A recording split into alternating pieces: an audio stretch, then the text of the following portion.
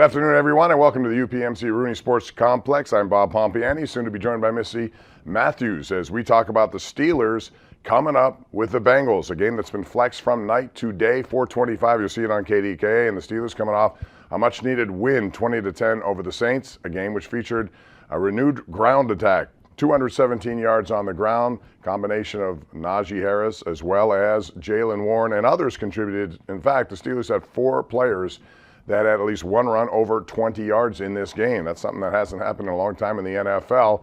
They'll try to continue that trend as they go against a team that is 5-4 in Cincinnati. They met in week 1, as you know, and the Steelers came away with a convincing win.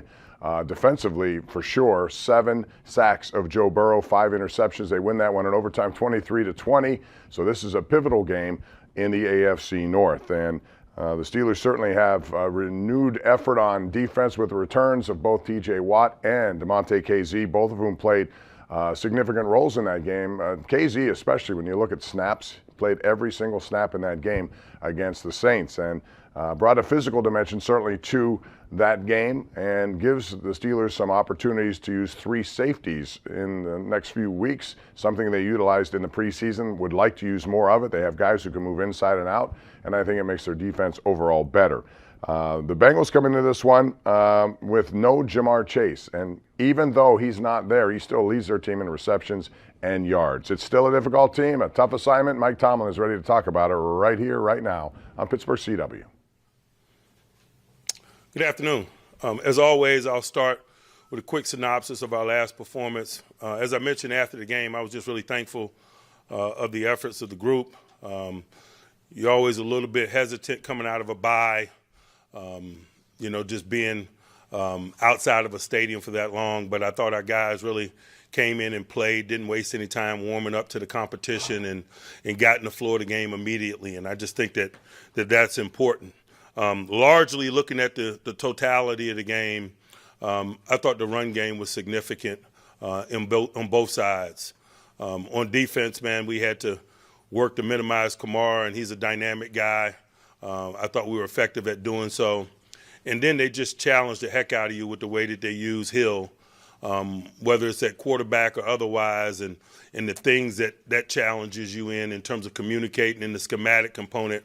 I just thought our guys did a really good job of communicating. Oftentimes, our home game and environment is an advantage to us, and it is, because it makes communication and operation difficult for the opposing offenses. But when we're faced with some check ball and things of that nature on defense, it's also problematic for us. And I just thought our guys did a really good job of managing that. On the offensive side of the ball, I just thought Naj ran well. I thought our line ran off the ball. I thought we got hats on hats. I thought Jaylen was solid as well. I thought the prudent use of quarterback mobility added to that. Kenny did a nice job running, extending, and taking care of the ball while doing so. I thought that teed up possession downs. It teed up possession downs for us on defense. Largely, we kept them in 3rd and long situations, and so we were able to win enough of those. And on offense, at times it kept us out of 3rd down situations, and that's a component of it as well. Just being able to possess the ball, I think the time of possession reflected that discussion. A lot of other things to discuss, but I thought that those were a couple of significant things. Looking at us from a health standpoint, Kevin Dotson has got a hip that may limit him at the early portions of the week. We'll let his participation and quality, his participation be our guide. Najee is got some lower body or knee discomfort. Don't expect it to be an issue relative to game participation, but might minimize him some here at the early portions of the week. We're still working with and monitoring Akello Witherspoon with his hamstring and where that might lead us. Reports regarding Minka and his inclusion this week are really positive. I know that he's already been here and run today. I saw him Sunday at the stadium, and, Minka wanted to play on Sunday. Obviously, that was the appropriate thing to do, but that's just the mentality that he brings. And oftentimes when you're talking about injury or being unavailable, coming back from lack of availability, your attitude has a lot to do with it. And so we're really optimistic about him. Some other guys got some bumps and bruises in play along the way. We'll take it as it comes and lean on our prep as we get ready. Now regarding Cincinnati, they're coming off of a bye, and so that always creates a myriad of things to be concerned about as a team that faces them, how they utilize their bye, the self-analysis, the things that you do to shift your personality based on current circumstances, people available to you, people not available to you. And so as we lay the foundation for our plan and we're familiar with them and they're familiar with us, that is a component of preparation worth acknowledging. And so we're spending some time there. Obvious reasons, starting on the defensive side of the ball, we can't allow their front to dominate the game. We got to keep Kenny upright. The protection of the quarterback is significant. They're probably more of a pressure group than they were in week one, or at least our thought process was about them in week one. They've displayed more pressure. Mike Hilton is a big component of that. You guys know we're familiar with him and the type of blitzer he is, but it's not just him. They've done a really good job of being thoughtfully aggressive, particularly situationally. They won't hesitate to go all out and come after you. They did against us, particularly as the game was unfolding in week one, and that personality has persisted throughout. And so those are some schematic things. The quality players, obviously, we're familiar with the safety tandem, Jesse Bates and Von Bell, playing really well, taking the ball away from people. Wilson at the linebacker level is dynamic, man, in all situations guy. He makes plays all over the field in the run game, the passing game, as a coverage guy, as a blitzer. Really doing an awesome job of coming into his own. We talked about it in the lead up to week one, but he's done nothing but further confirm our thoughts and feelings about his development since then. But they just really have a rock-solid group. They're fundamentally sound. They got veteran guys in the secondary, and so that allows them to throw a lot at you, coverage variations, and the menu itself. The depth of the menu itself is challenging, and so we expect that to continue. On the offensive side of the ball, obviously, it starts with Joe Burrow and finding ways to minimize his impact on the game. He's a talented guy. He makes good and quick decisions. His accuracy is what it is. He can throw the deep ball. He's inclusive from a mentality standpoint. He utilizes all of his eligibles. He's probably, displaying more willingness to run now than he was at the early portions of the season. And so we've seen some of that on his tape. And so we better be cautious about that component of it as well, man. He's a guy that's capable of really hurting you with his legs if you don't give that appropriate attention. Although he's been without Chase here in recent weeks, this guy has quality players. I mean, Tyler Boyd will kill you.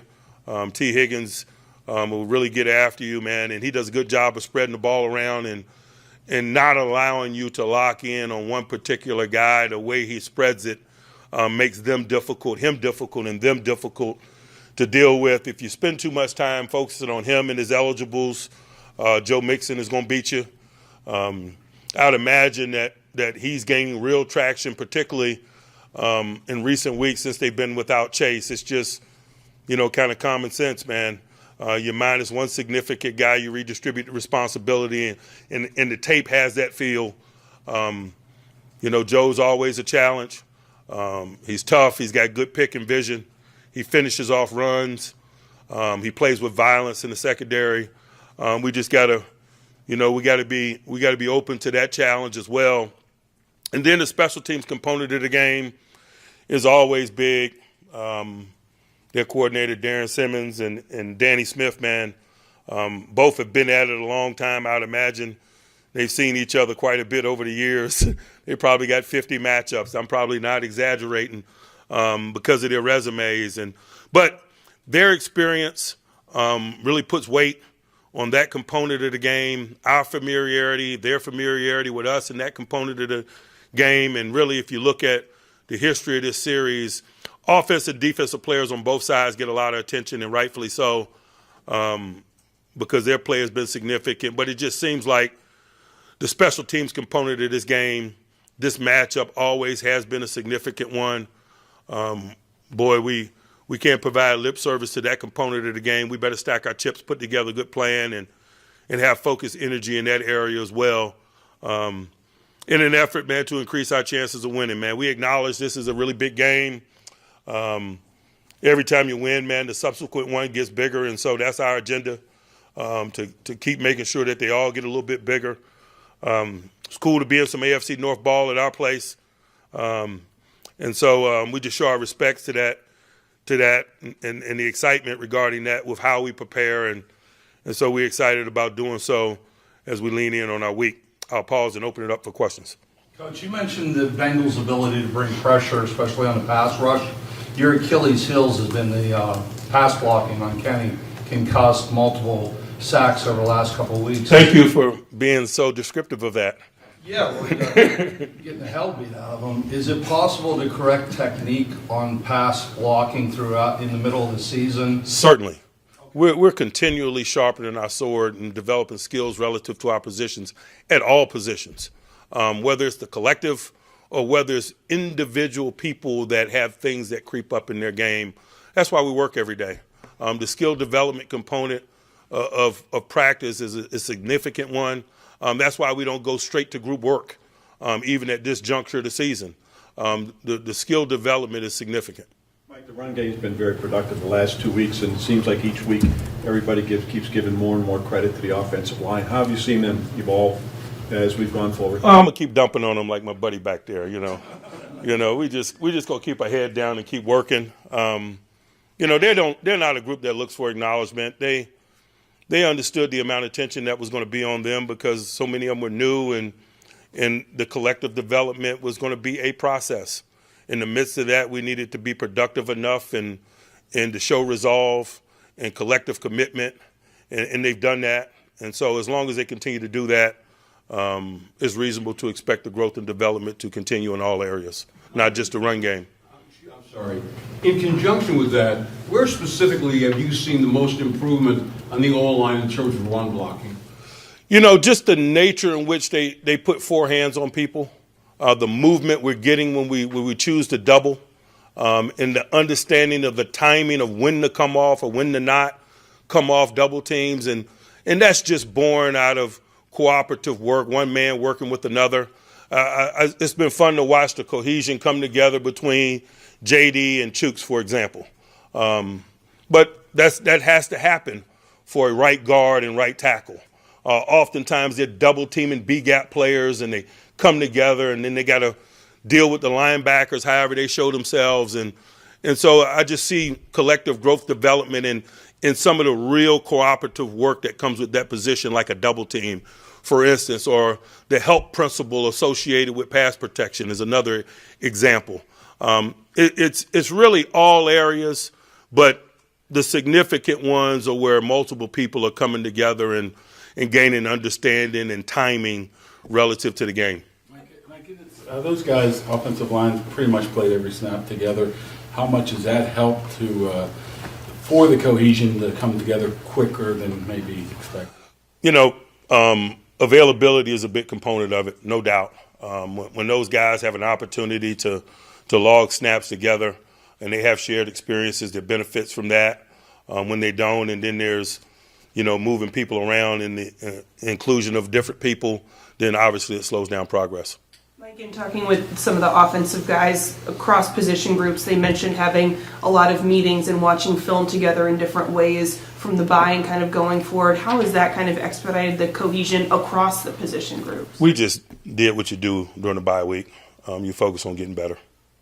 As far as from somebody who has appendicitis, is there a hurdle, a last thing that Minka has to do? I have no idea. I'd be speculating. I'm just going to follow the advice of the medical experts and communicate with Minka, but I don't have a lot of exposure to it, to be quite honest with you.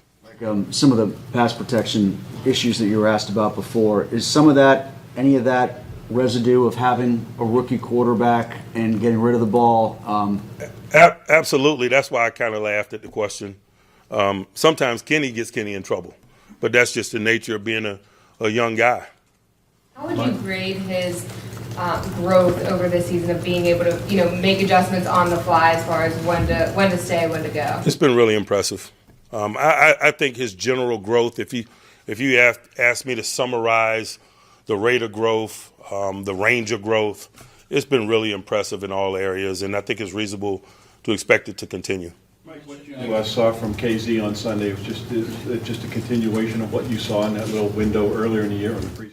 Really, very much so. And I think that's why we were all so excited about him. But at the same time, I think that's why we were also disappointed when he went down. I mean, this guy is just a football lover. He brings energy and enthusiasm. He's a good communicator. He's a playmaker. We're lucky to have him. You mentioned Kenny's contribution in the run game, and has that made you want to possibly have more designed runs for him, or do you like his ability to kind of improvise and then take off? I think every time I say,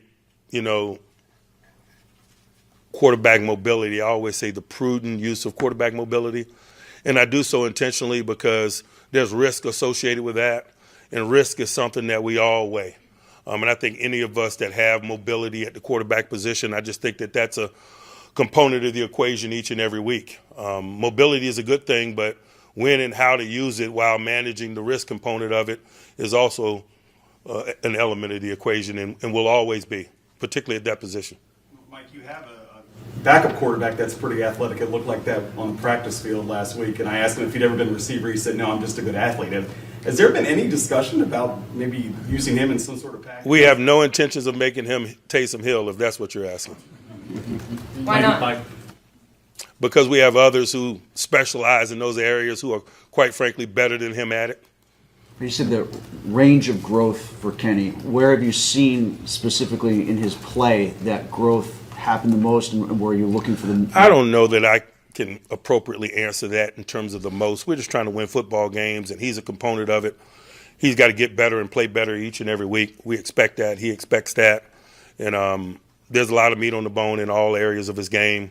But that's not a wild statement because he is a young guy.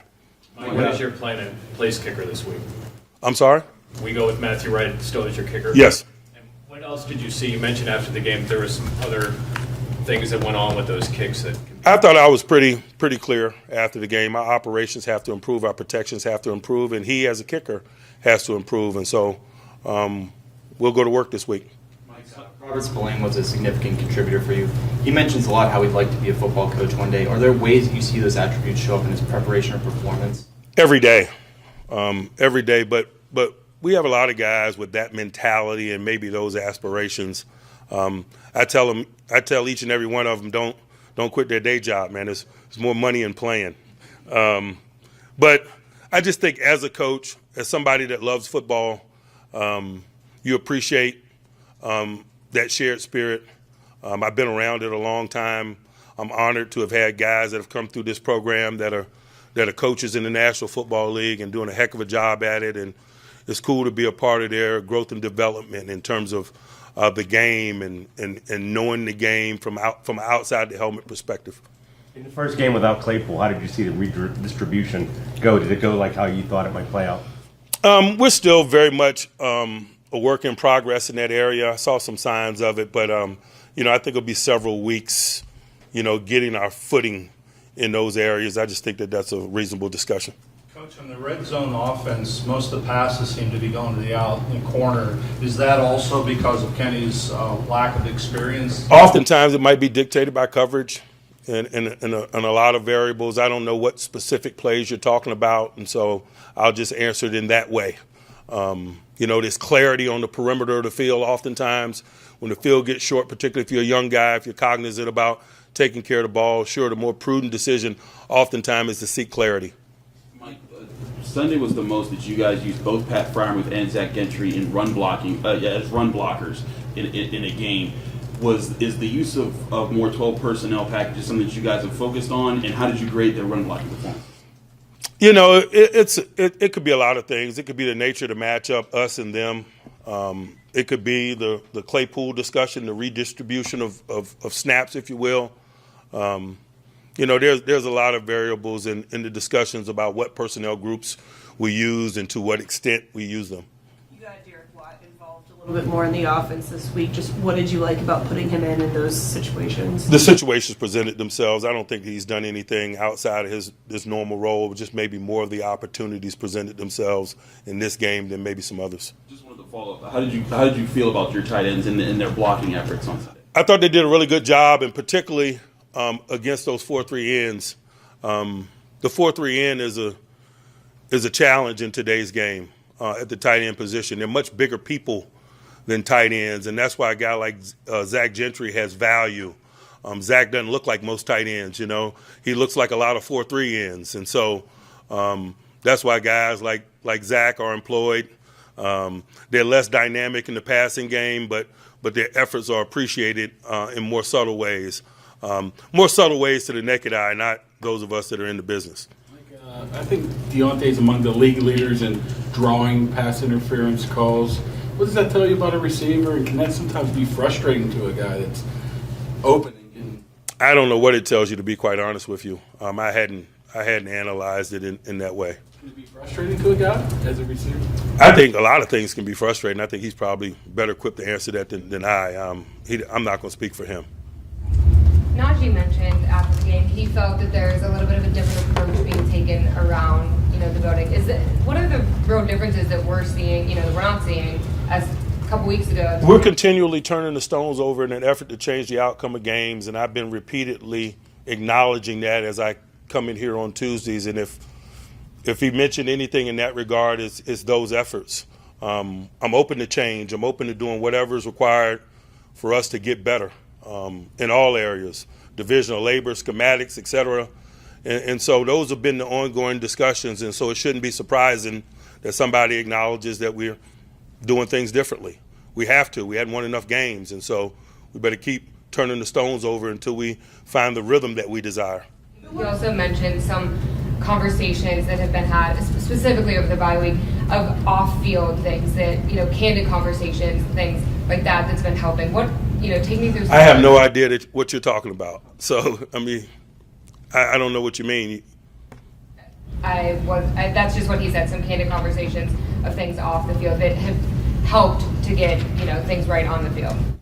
I don't know what he was referring to, so I don't have anything to add. I'm sorry. Mike, speaking of change, you seem to attack the middle of the field, in particular with slant passes. Was that by design for just that week, or something you want to incorporate into the offense more?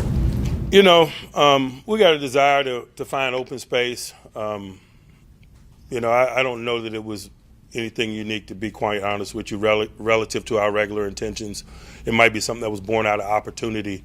They had some corners go down in game and things of that nature, and they did some things differently as the game unfolded and provided more space in the interior portions of the field as they got into an umbrella, if you will. When you talk about change that was happening in the building over the bye and last week, just who are some of the drivers, player-wise, that are really trying to push things forward and make those changes? I don't look to them. That's my job. I just expect those guys to come in the building every day with a great attitude, ready to work. That's what we talked openly about. I don't need them to do anything other than to prepare themselves and to be a good teammate and to come ready for the work. A lot of guys have talked about, coaches, players have talked about how Najee's a very emotional player, and sometimes that can weigh him down. Sometimes it can help, but they felt like he had just more confidence in how he played Sunday. Did you see a shift in his emotions or in a way that he approached the game? I don't know that I sensed any different approach on Sunday. He and I have a lot of conversations because of his role in the position that he plays, and it was a normal communication and focus and desire to perform and perform well. This is a guy that's highly competitive, man. He brings that every week. I can't say that last Sunday was any different. Mike, when you take a step back from the game, can you quantify the emotional impact T.J. Watt has just by being back out there and maybe schematically, using up an extra guy all the time? Yeah, you can't. There's an intangible quality to players like him. They do. They bring more than their presence and their playmaking. They instill confidence in those around them.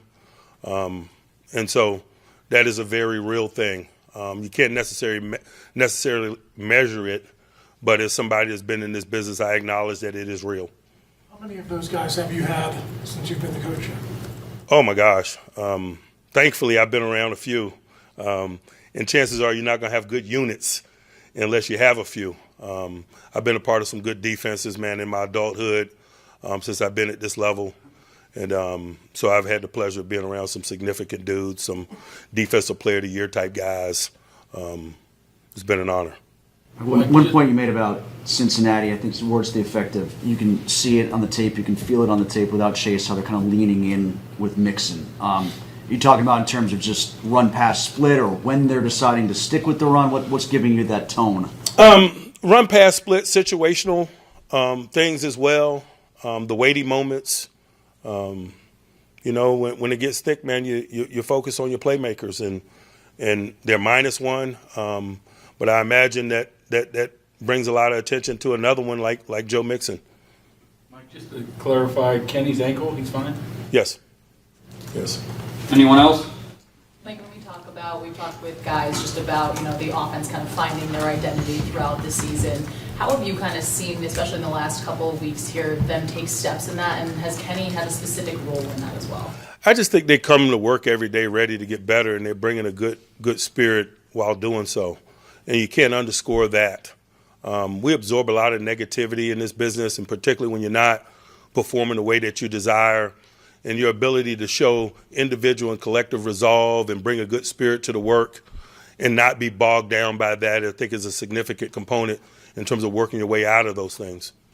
Mike, if Minka's available with Kazee, do you anticipate finding ways to get him involved? Who's that? Kazee. I assume you were talking about Kazee. Yeah. Yes. Specialization is big. We did a lot of that during team development, and so it's reasonable to expect that to continue, yes. Minka's almost like a professor, almost, it seems like, the way he carries himself. He's not he's not emotive, at least. Kazee seems to be the opposite. Can a group benefit from having that sort of yin and yang in the room? I just learned over the years that when you got a collective like a team, all the personalities are beneficial, provided that they're their authentic self. Whatever you are, be that. Try to be that every day. Be your best self. And we benefit from the variety of personalities and approaches. The flatliner stabilizes the group sometimes when it's helter-skelter. The excitable guy sometimes uplifts the group when the group's a little bit flat. I just think that that's just one of the beautiful things about team sport and our game in particular. Is Minka grumpy like Cam says? Minka is grumpy, but I kind of like it. I do. Mike, you didn't mention William Jackson specifically. What's his status? Yeah, he's on IR. Oh, sorry. Yeah. Anyone else? All right. Awesome. Thanks, guys. All right, that's Mike Tomlin following the press conference. Welcome in Missy Matthews. And he had glowing terms for Damontae Kazee. He was terrific. He played every snap last week coming off that injury. That's pretty impressive, but his effect, much like TJ Watt, is tangible. Well, and especially, going into this game, not knowing that you weren't going to have Right. Minka Fitzpatrick until literally the night before. And he brought that energy. Everybody talks about just his tone of voice and how excited he is when he plays. And of course, making some big plays after Renegade, picks up an interception and just brought that juice to the defense. Yeah, the defensive backs held on to the ball, not unlike what we saw the other week where they had 4 potential interceptions and dropped. That's a big component of what they did last week in a 20-10 win. We'll come back and talk about what Mike Tomlin had to say, and we'll break it down looking ahead to the Cincinnati Bengals on Sunday at Acrisure Stadium. We'll take a break right here on the Mike Tomlin Press Conference on Pittsburgh CW and your Steeler digital platforms.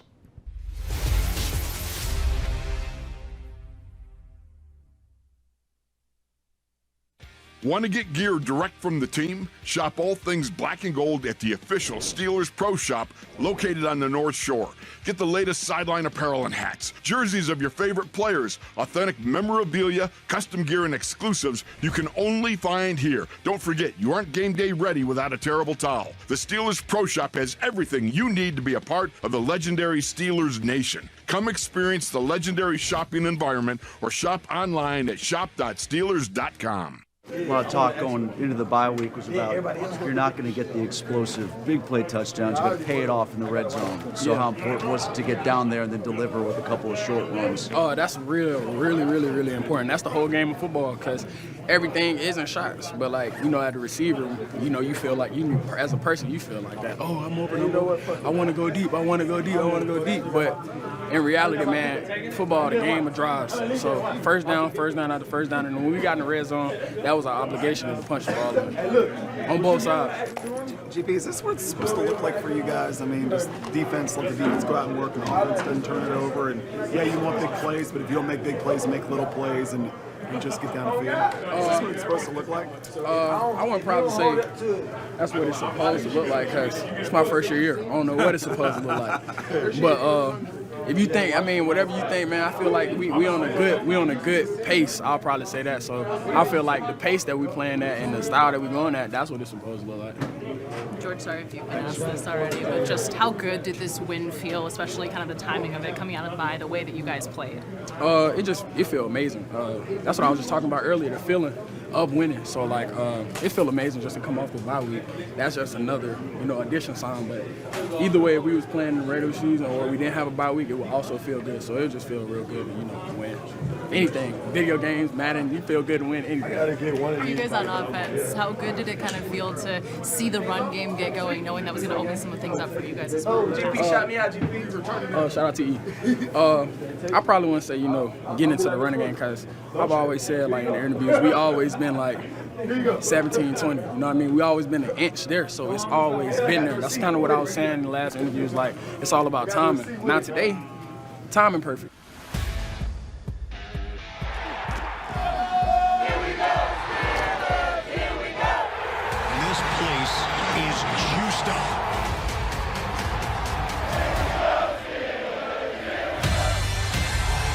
The stadium is on fire. They're enjoying what they're seeing.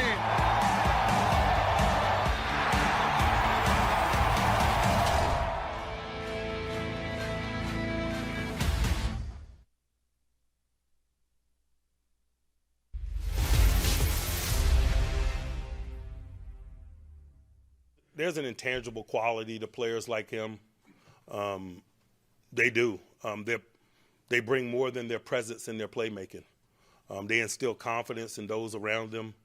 And so that is a very real thing. You can't necessarily measure it, but as somebody that's been in this business, I acknowledge that it is real.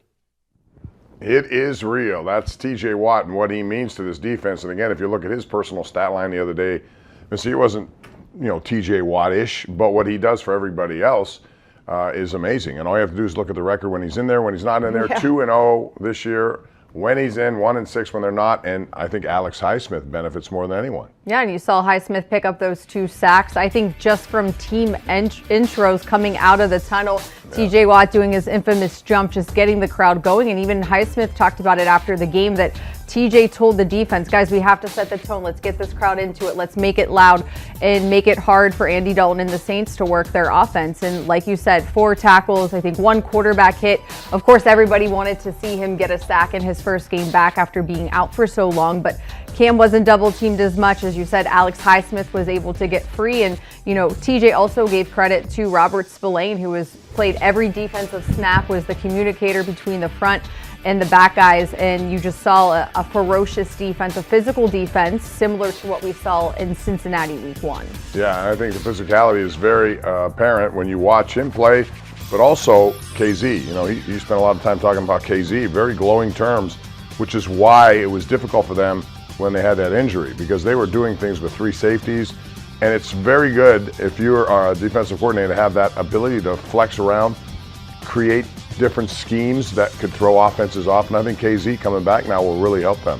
Yeah, no doubt. I mean, he is a veteran guy, and they did work the 3 safety, the big nickel package so much we've heard about since training camp and the preseason. And that last preseason game at home when he got hurt, his arm, you could just tell the anger and the pain in his face that it was not going to be good. I think it was 9 screws were put in, so it was a very serious injury, but man, in his first game back, he brought the energy, as you can see there. Yeah, and souvenirs for everybody. Throw the ball up. But I mean, that interception he made, you talk about ball skills, and we're seeing one here from Levi Wallace, another one. The ball skills for Kazee are very significant. He had 8 interceptions, I think, a year ago. So he knows how to go out there and make plays. And if Minkah Fitzpatrick is able to play on Sunday, which sounds crazy to say that as he had his appendectomy last Saturday, Coach Tomlin said he ran today at the facility, is not ruling him out for Sunday. Just imagine what's going to happen having him on the field as well, if possible. Well, we saw a quick comeback by Kazee after what you described with the screws and the plates and all that. Coming back this quickly from an appendectomy is something that Minkah Fitzpatrick would want to do, I would imagine. There are others, like Joe Burrow went through it in the offseason. It took him a couple of weeks. I remember Ben Roethlisberger took about 14 days.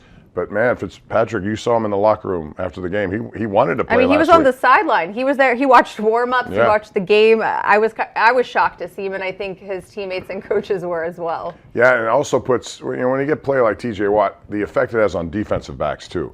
It makes their life a lot easier, too, because they don't have as much time to cover guys, too, because there's going to be pressure. Normally it results in throws quicker maybe than usual and helps defensive backs, and I think all those guys benefit, so. Rush and coverage go together. We hear it. It's a cliche in football, but it is true, and we saw what they were able to do with the offense taking care of the ball, not turning it over, getting the run game going, and the defense being able to make life miserable for Andy Dalton. And we talked a lot about the Steeler run game. What about their run defense this past week? And you have Alvin Kamara, although I thought Dennis Allen should have run the guy more. He only had 8 carries on the day, but their run defense was terrific. They didn't give him much at all to work with. When you shut down, and this week you got Joe Mixon, who's a guy who's capable of really doing so. He had 5 touchdowns the other day against Carolina. If they have that kind of success, I think it bodes well for them in the pass game as well. Yeah, going into that Saints game on Sunday, it was stopping Kamara and also Taysom Hill, and they used one of the boards on the sideline to let them know, the defense guys, if it was Wildcat, if it was quarterback 2, what was happening, and they were all on the same page, which is really important. They really did minimize them, which helped with their success. 29 rushing yards is the only thing that the defense really gave up there. But Joe Mixon, as coach said, without Jamar Chase, the Bengals are leaning on him more. So shutting down Joe Mixon is going to be a lot tougher than it was week 1. Yeah, and you just know this about Cincinnati. Without Jamar Chase, you still are leading everything, even though he hasn't played for 2 games. Right. That's how important he is. He's not going to be available for this game, so the Steelers have a bit of an advantage there. We'll talk about the Steelers offense when we come back. We are breaking down Mike Tomlin's press conference right here on Pittsburgh CW and Steeler Digital platforms. The offense is next.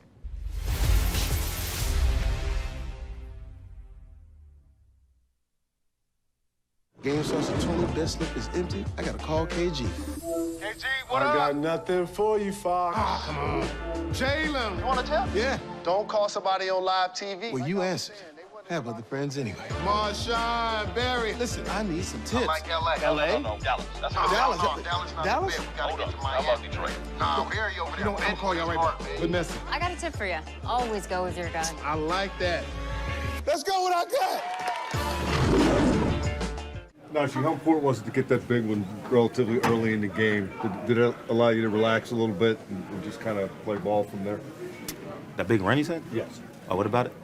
It was pretty early in the game. Did that allow you to relax a little bit and take some pressure off? Pressure off what? Off of you. Pressure off me how? Why would I take pressure off? You look like you guys been feeling the weight of the world for the last month. I mean, we're not gonna walk around here happy when we're losing, right? Yeah.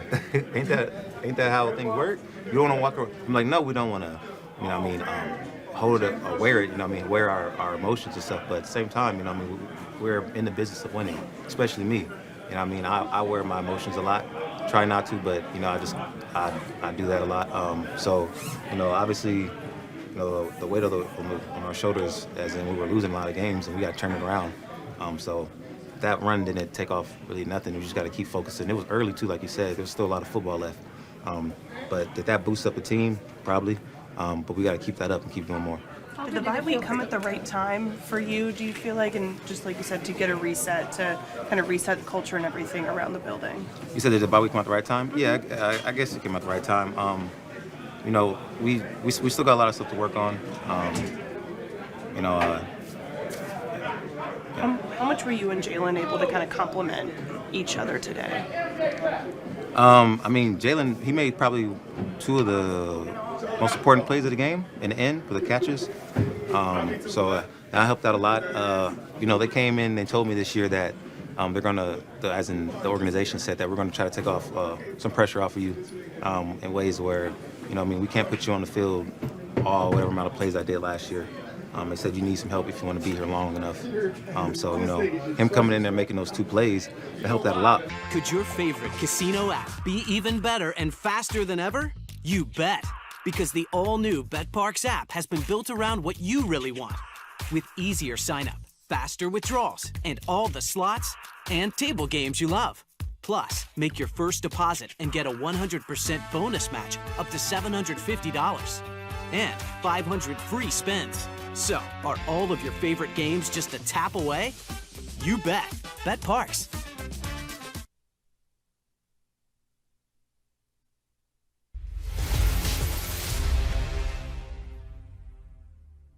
They're not a group that looks for acknowledgement. They understood the amount of attention that was going to be on them because so many of them were new, and the collective development was going to be a process. In the midst of that, we needed to be productive enough and to show resolve and collective commitment, and they've done that. And so as long as they continue to do that, it's reasonable to expect the growth and development to continue in all areas, not just the run game.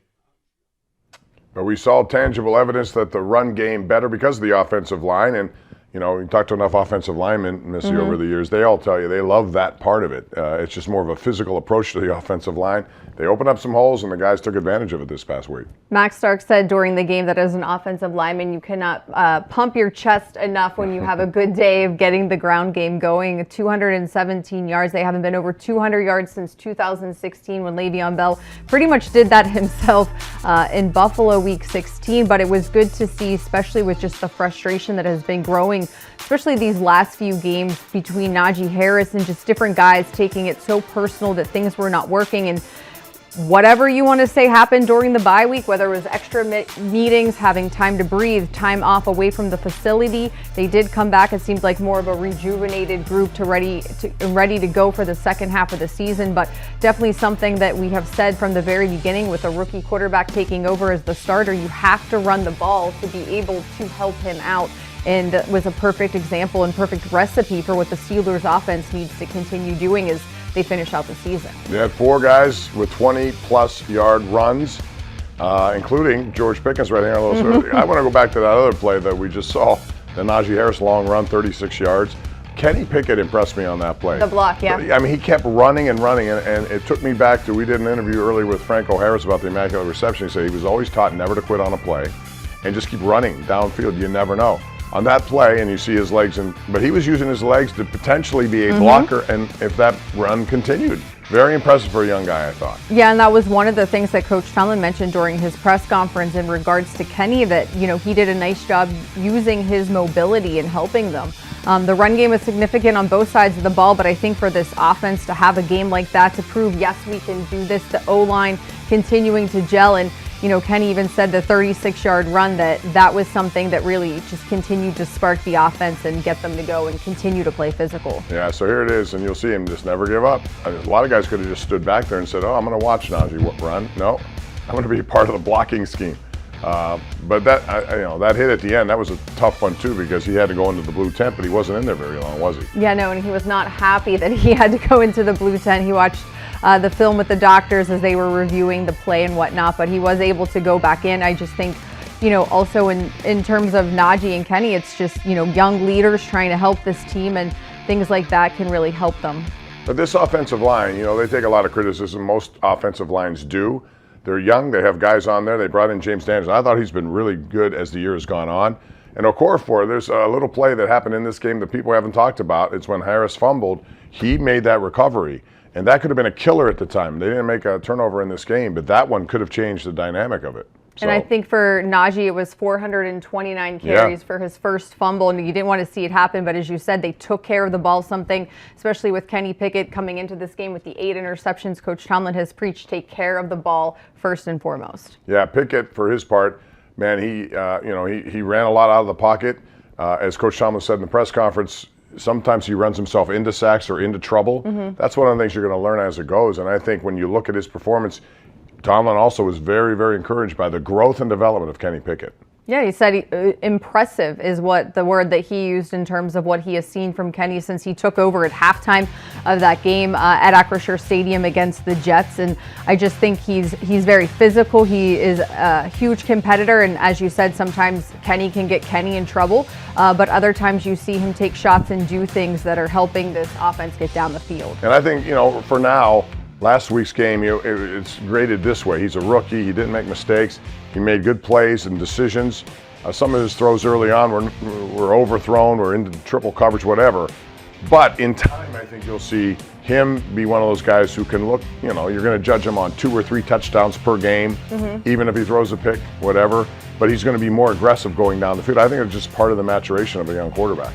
I think also getting more guys involved on offense in terms of throwing the ball to them. Pat Freiermuth obviously is getting more targets without Chase Claypool, but also, Deontay Johnson, George Pickens, Steve Sims. He even targeted Gunnar Olszewski, Connor Hayward. A lot of guys, and getting them involved is not going to hurt, and it's something that's good to see him spreading the ball around. All right, that's the offense. The Steelers are trying to build on that, get another good run performance this week, and use the run game to set up the pass game. When we come back, we'll talk about the Cincinnati defense, which has been very good this year at times. It's also been skewered at times. So what does this matchup look like from a defensive Cincinnati point of view? We'll talk about that when we come back right here on the Mike Tomlin press conference.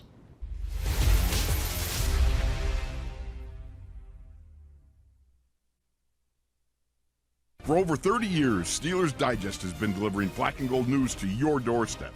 Photography, game recaps, opinion, and statistics presented in a colorful, easy-to-read format. Don't miss another issue. Subscribe today at Steelers-Digest.com. Getting TJ back, now it happened. How much do you feel his return helped influence the defense? A lot, First couple plays, he's in the backfield making tackles, and the crowd feed off as well. As soon as he came in the game, first years out there, just getting people in the game. Like me and him were talking before the game. It's like we just got to get the crowd into it. When a guy like him comes back into the game, it brings a lot to the defense. So it was awesome how he's making a lot of plays today, and so it was awesome to have him back. You made plays yourself, of course. Can you take us through what your day was like there playing across? Yeah, I just wanted to have attack mindset. Every game, past couple games, I hadn't hit home, and so I knew that's something I want to get back on track with, and so just thankful, and so we just got to keep building on this one because this is got to get back to work tomorrow. So celebrate tonight, but get back to work tomorrow because you got a big division matchup coming up here at home. Can you kind of take us through the one sack where you spun inside? Yeah, I know you use that move a lot, but it seemed like that was it's usually pretty much everything working together with the speed and the power. Yeah, it's usually try to kind of a setup move, so I try to work speed, and then there's you spin inside. It's something that I can't really do right off the gate because if I do, he's going to be waiting on it, and so it's something I got to do. I got to get him to work. I got to work speed, and get him to open his hips, and so that's what I did. Different energy with 90 out there. It's nice out there. Like I said, the crowd was into it. Just getting him into it. The first couple plays of the game, he was in the backfield making plays, and so making his presence felt immediately. So a guy like him, it's awesome having him back. So we went out there and we weren't perfect today, but we could always be better. What's it do for your defense to have a guy like Kazee available? Yeah. Minka goes down yesterday. You guys hadn't planned on that, obviously, and he's able to step in and come out and play. It's the next man up mentality. Coach Tomlin always says a standard is a standard. So we know the type of player that Kazee is. When he went up before he got hurt in the preseason, he was balling. He's been in the league for a while, so he's a veteran guy. So he knows what he's doing, and so we had the utmost confidence in him being back there. And play came his way today, and he was able to make it. Welcome back to Ford Truck Talk. Today we're looking at the new F-150. The official truck of the Pittsburgh Steelers. Wow, did you see that lane change? Another smooth play by the F-150 with great execution of that parallel park job. Absolutely stunning. Newcomers take note. And now you too can win this Ford F-150. Professional, show-stopping, built Ford tough. But we shouldn't expect anything else from the best-selling trucks in Pittsburgh.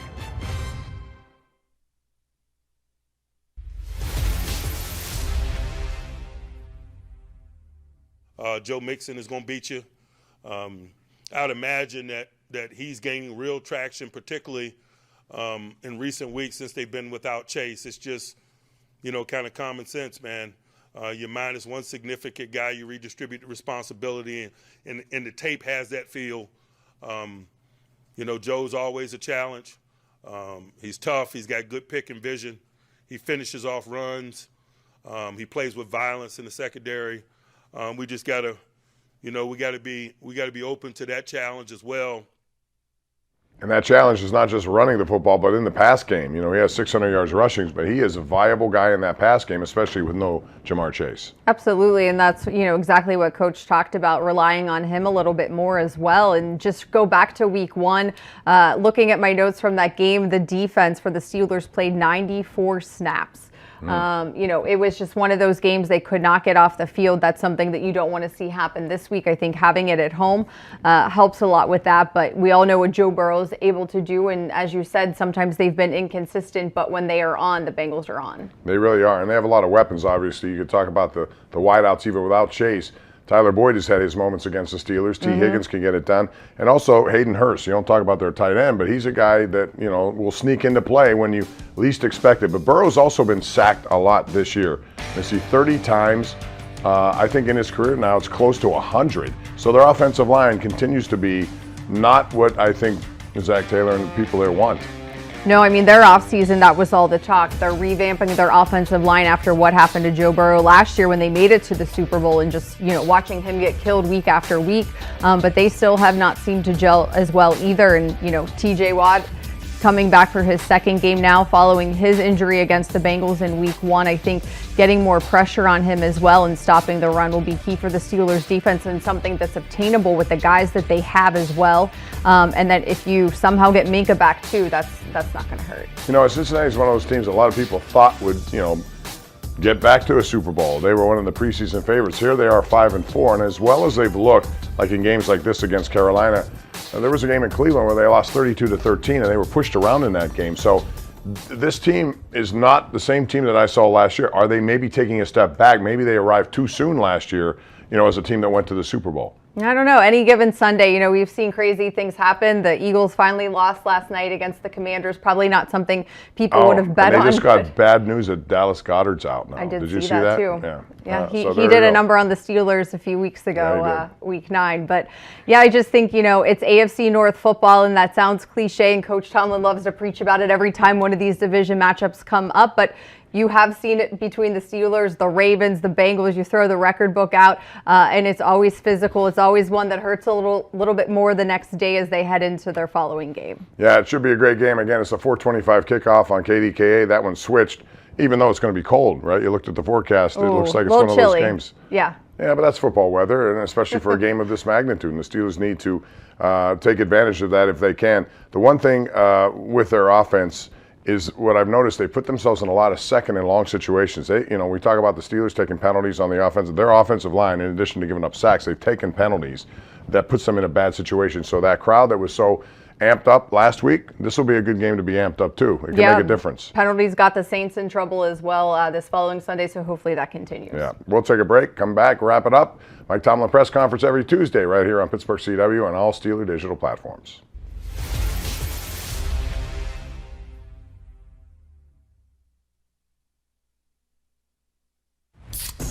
By the time this Steelers fan is finished drinking his Pepsi, you'll be 15 seconds closer to game time.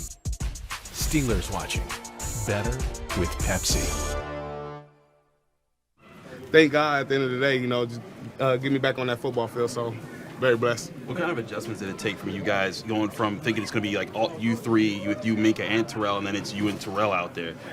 I mean, at the end of the day, everybody works the same thing at practice, so I think we had it situated as soon as Minka went down. So, how nice was it to have TJ back out there today?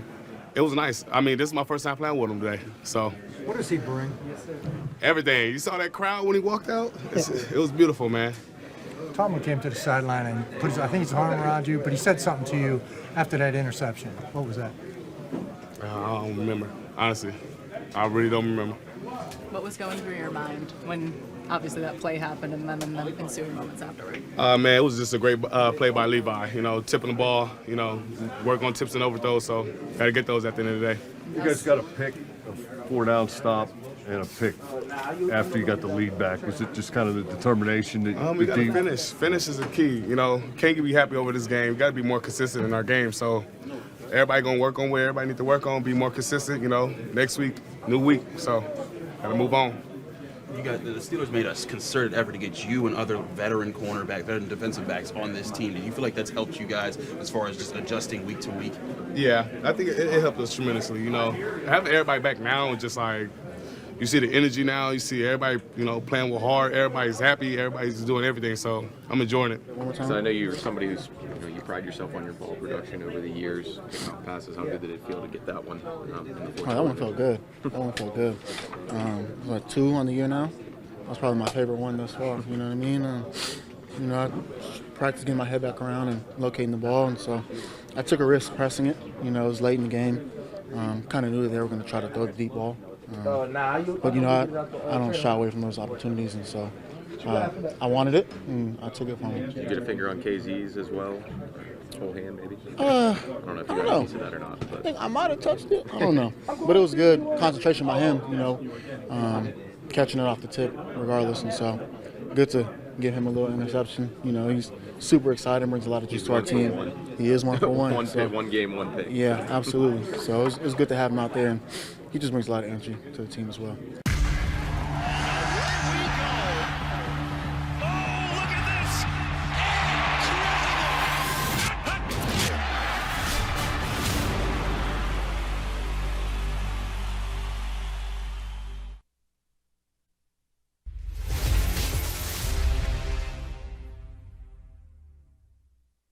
All right, we're back. In case you missed it, Mike Tomlin went through the injury report, and one name that was not on it that people thought might be is Kenny Pickett. Yeah, he dealt with that ankle injury. He went into the blue tent. They taped him up. He was able to go back out, but at one point Mitch Trubisky was warming up, so you weren't sure how severe it was. When Coach Tomlin went through the list that you see here, Kevin Dotson hip, Najee Harris knee, they should be limited. Also, Akella Witherspoon, who's missed some time with the hamstring. They're still monitoring him, but he didn't even mention Pickett. It took later in the press conference for a reporter to ask for an update, and he simply said he's fine. And another guy who's not listed here is Minkah Fitzpatrick. And most people take a little bit of time to come back from an appendectomy. But it sounded like, from Mike Tomlin's enthusiasm, that he was, quote, positive about his inclusion this week. It wouldn't shock me if he played Sunday. I think, as we said earlier in the show, he showed up on Sunday, probably less than 24 hours after having the surgery out of the hospital, to come watch the game on the sideline. I'm sure he's still in some pain, and they obviously weren't worried about him potentially getting hit or something accidentally happening on the sideline. So that's a good sign. And Coach Tomlin even said today at the practice facility, he saw Minkah doing some running. So signs are positive. I think we'll have to wait and see as they start practice tomorrow and get through the rest of the week if he's having any setbacks or discomfort, because clearly you need him to tackle. And if he does play, this will be as healthy as they've been since the Week 1 opener against Cincinnati, where they really put a job on Joe Burrow defensively. So we'll see if that has an impact. It should be a great game on Sunday afternoon. Missy, thank you very much, as always. You got it. Look forward to it, and that's going to do it for us. We'll see you again next Tuesday for another edition of the Mike Tomlin Press Conference. Have a good week.